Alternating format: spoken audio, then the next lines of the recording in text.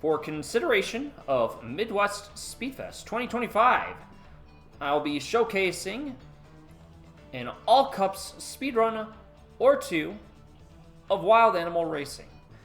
Wild Animal Racing is beautiful. It's quite the experience to be had, and no better experience to spend than with Giraffe. There are 4 cups. Each of these cups have 3 courses each. That's 12 in total. The category allows us to take it in any order that we wish, so we're going to knock out the most difficult one first, which is Rally. You'll very quickly see why that is the case. And as far as racing games go, it is a one-of-a-kind experience. If you know what Wild Animal Sports Day is, the same creator, Paul Bird, also made this game, and it is truly magical. Whether it be the CPU interactions, the very awkward methods of which to navigate each of the courses, the awkward lines, the everything about it, and you'll get to very quickly see why that is the case. So, with that all being said, I'm going to start off this run in 3, 2, 1. Oops, hit the timer early. 3, 2, 1, go. So we're starting with Rally first. The reason that we start with Rally right away is very much in the interest of getting the toughest shortcuts out of the way immediately, because there are shortcuts in this game, and the first few of them are a little rough at first.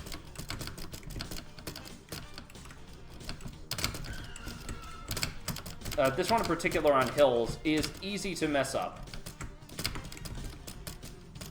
You need to be able to go far enough into the course to activate the event flag in order to complete each of these levels. And that's the first one done. Relatively quick, too. 45 seconds in a marathon run would be great. It is not often we get that good of luck at the start, but we handled well there.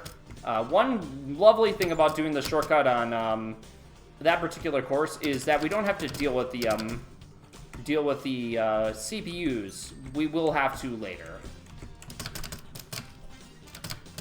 And that is another example of a shortcut. It's a bit of a slight turn, not too much though. Each of these turns can be just a little unpredictable, as are the wall turns themselves. Well, Wild Animal Racing is a game that offers a suggestion, and that suggestion works like 2 times out of 10, at best. Every now and then you'll try to go for that jump that I went for there, and it will not work, no matter how hard you try. In a marathon run itself, I would be happy if we were able to pick up 2 out of 3. So we'll see if the third one is cooperative. Just have to go a little bit to the side. We're playing it a little safely. If you go out of bounds, you can fly really far up in the air, and I'd rather just not do that in the first place. So there we go. Lagoon done. Not extraordinarily fast, but it gets the job done. A good Lagoon time would be under 120, but considering we had no sketchy interactions with the CPUs, I have no reason to complain. So here's a course that can be very sketchy, Mountain Pass, and has everything to do with the CPU interactions. For one, they're there, and they will cause all chaos in the run if you allow them to. We need to get a shortcut by being able to jump this bridge, go far enough to activate the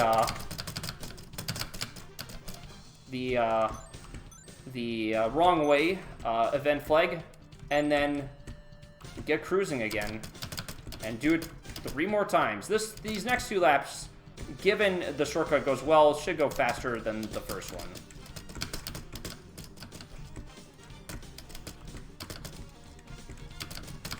I'm gonna back up just a little bit and go forward.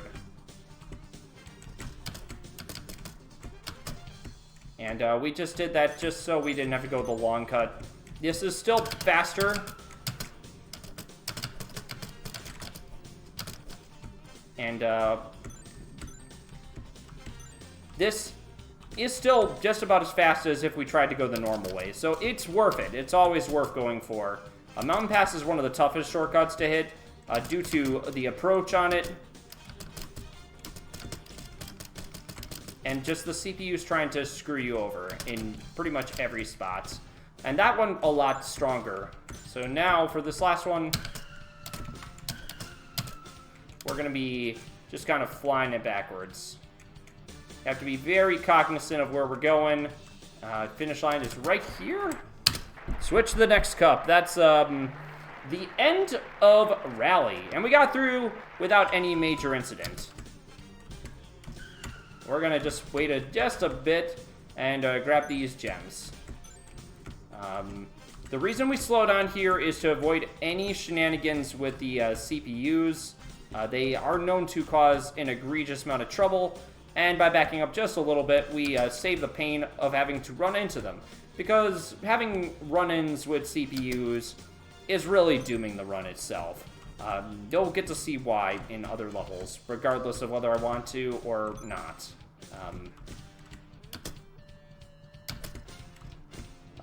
There's a great example. For one, they slow you down, which is what CPUs are supposed to do. But two, if you run into them, sometimes they will knock you completely perpendicular. Wild Animal Racing is known for having any of the competitive animals just completely run you into the side. No reason for why we should be running into it, so we're just going to do our best to avoid it.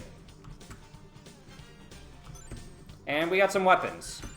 A certain person described this as the best generational JRPG of my generation, and they would be right.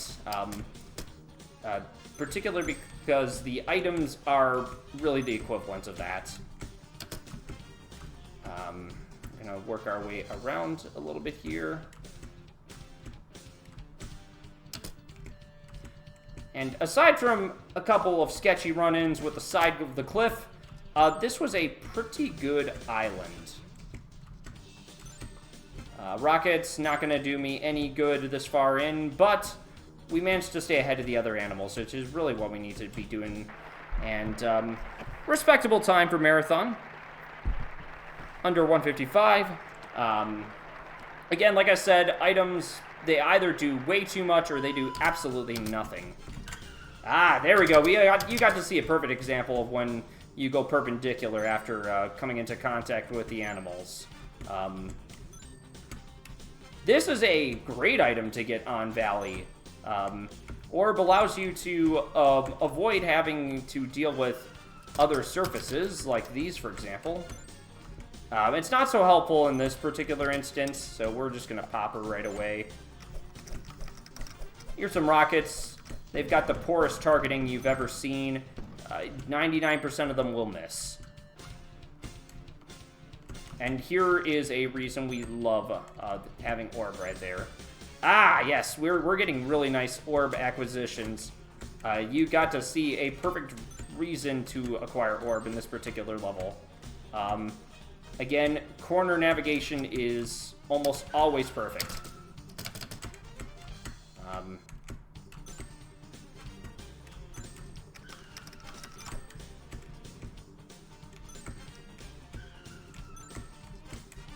All right, these items here are pretty decent. And every now and then, because it's Wild Animal Racing and nothing in life is fair, you have the tendency to just stop in the middle of the track. If you just run over a texture ever so slightly wrong, Wild Animal Racing is magical. What can I say? Oh, and also, speaking of things that are magical, this soundtrack here for Iceland is a banger. Honestly, a sleeper. A total sleeper hit. More people need to know about it. So what we're going to do, avoid the CPUs at all times. I would prefer not to deal with them in any capacity here, if we can. We don't always get control over that, but we're going to try to control. Dang it. Just gonna keep on riding the inside, and we'll see how things work. Every now and then, we'll pop out for a gem or two. One thing I did forget to mention when I first started the run is that gems do allow you to travel a little bit faster. For every 3 that you collect, your speed increases by 1 kilometer per hour. So it's not much, but it's honest work. And a whole lot of honest work is necessary to get as much time save as we can get in this run. So we try to go for all of it. And just keep on cutting to the inside and hope the CPUs do not cause me a total boatload of misery. They are capable of that. Alright. A personal best for Iceland right there. That went about as well as you could ask for. And we're on to the World Tour, where everything and anything can happen. The run can completely fall apart.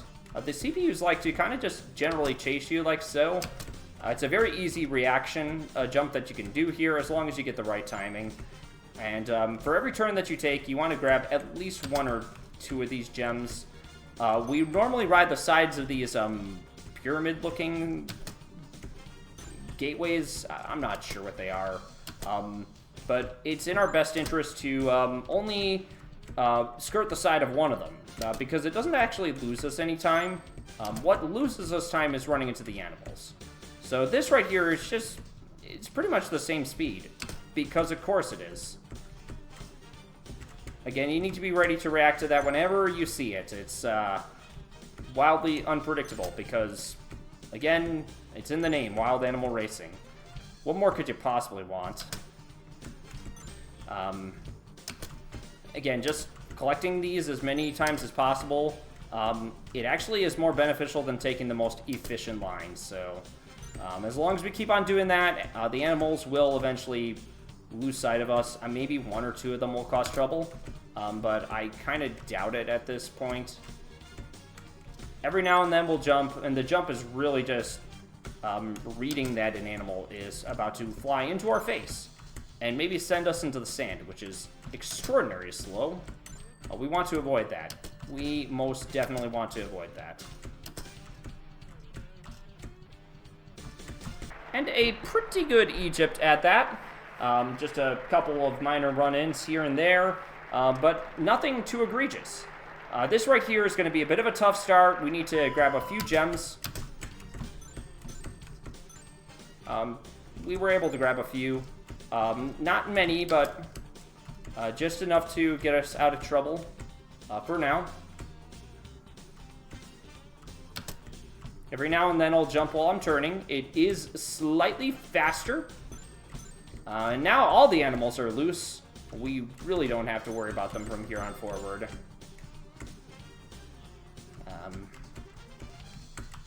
Every now and then we'll grab the gems to the outside, but most of the time we just don't have to.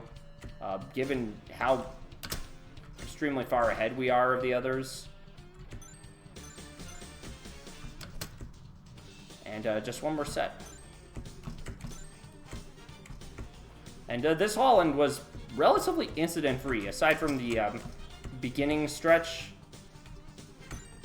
And just a slight bump of the windmill. I mean, this is exactly what Holland looks like. I will not accept any arguments to the other end of things. And yet another personal best for Holland. That went well. That went fairly well. Now we're on Paris, France, which is most definitely Paris, France, if I've ever seen it.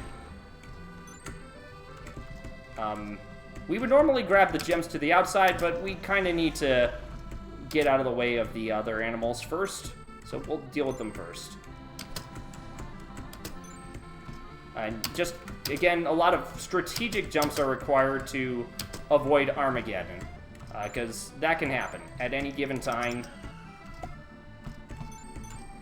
And now we can start kind of like grabbing these gems a little bit to the outside. Since we're starting to lose them just a little bit.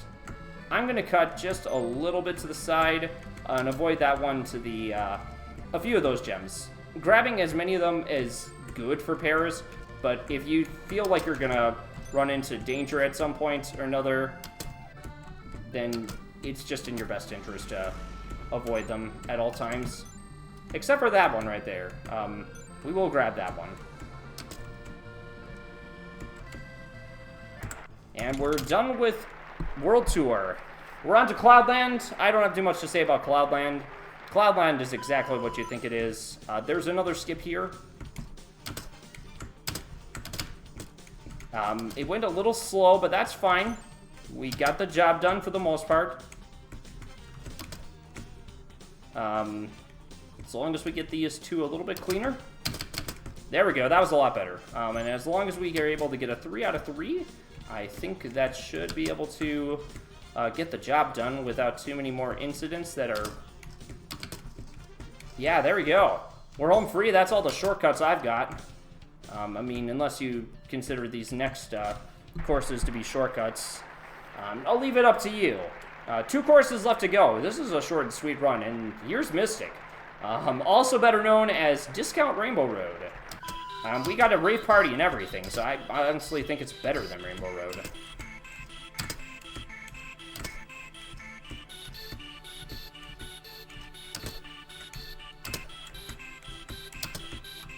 So most of the time I will cut to the insides of these circles here that you see. I don't do it all the time.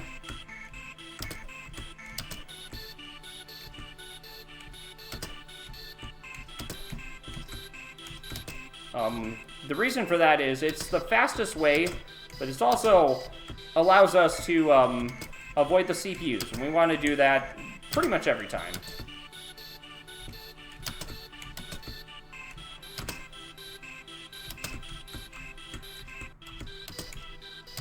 And that's the end of that course. We got one more left to go, and it's we leave the toughest for last. It's underwater, and what can I say? Underwater is a brutally punishing level. That much I'm just gonna say that immediately. The first reason as to why that's the case is we have to put our faith that we're gonna be able to make it through these areas without any severe incident, which is easier said than done, 9 times out of 10. As you can see, the animals are pretty much on our tail the entire time. They will stop being now because we got arrow feet. We got it a second time too, which is just beautiful. Ooh, an unfortunate run-in with the side here. And we did not get the opportunity to lay down any bananas. And actually, that's a weapon we saw very few times. Bananas are extremely powerful, unbelievably effective, and sometimes a little too effective when you're the one that's subjected to them. They pretty much stop opponents dead in their sights, so in an actual marathon run, if we get a lot of bananas for this course, that's really, really good. And time is coming up right here. And time. That was a 17:10, which for a marathon submission is not bad at all. The time estimate I would give for myself in this particular category would be 20 minutes. It's a pretty generous amount of time for a game like this, and with the amount of mistakes that I made here, it's there's a lot of time to be gained.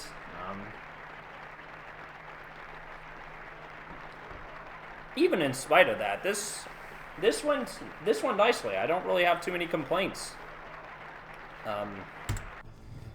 Wild Animal Racing is a lovely little game where you get the strangest interactions with CPUs, some of the most unusual courses, and it's just overall an experience meant to be had and meant to be shared with the world.